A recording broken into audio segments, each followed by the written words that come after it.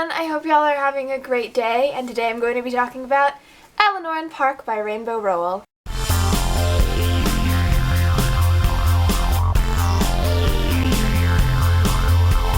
So the first part of the review will be spoiler-free, but then the second part I will be talking about the details in this book.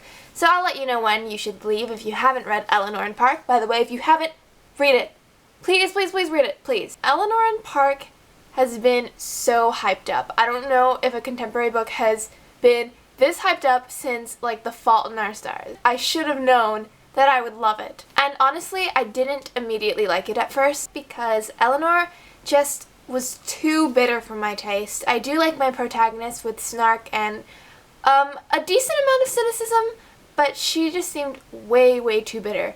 And Park was just so judgmental and shallow and superficial, and I was like, I don't like either of these main characters. I don't know how I'm going to get through this book, but the best thing about books is character development. Like I mentioned before, Eleanor wasn't my favorite person in the beginning, but she definitely won my heart because before I even knew it, I had lost myself. I wasn't Sophia. I was Eleanor. I was in her shoes. I felt everything that she felt. And it was just a remarkable feeling. I did not want to put this book down. It was so good. I also really liked Park because he was just such a cutie. Sometimes he would say things and I'd be like, Park, you're lucky that you did not just get slapped.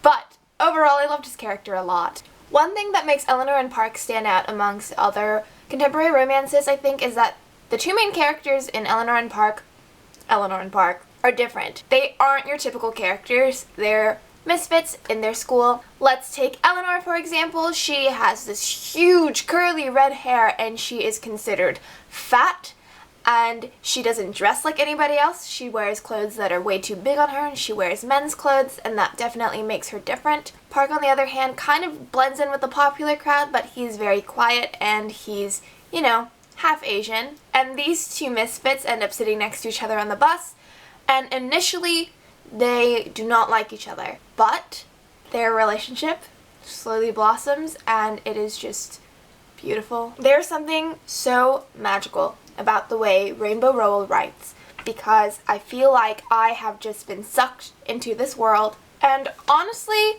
her writing style is simplistic, but it's still breathtaking.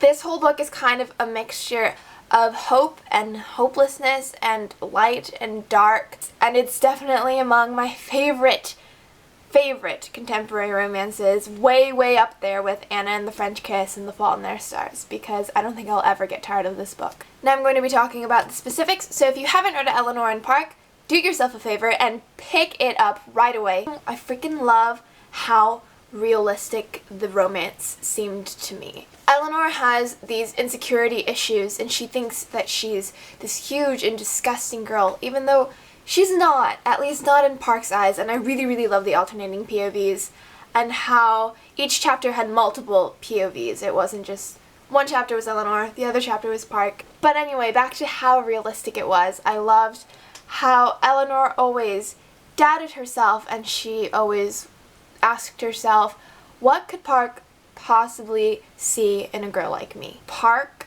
you know, not gonna lie, he would sometimes feel embarrassed about having Eleanor as a friend or as a girlfriend. The Richie storyline, Eleanor's broken family, that just made me really, really sad because Eleanor seems like such a nice person, and it's just such a difficult and disgusting situation to be in, and I felt so sorry for her.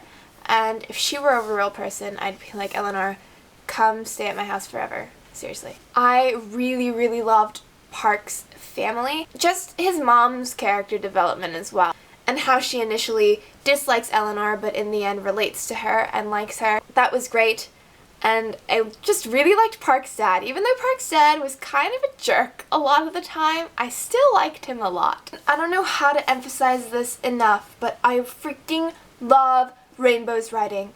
I love it so much. She has this way of just completely absorbing her reader into her story, and this book is just addicting. She has this way of portraying love that just makes you feel it, and that feeling just overwhelms you, and you're wondering, How can I possibly feel such heightened emotions from reading words? But she does it. She does it. Honestly, I don't understand how anybody could give this book less than 5 stars. Maybe 4 stars.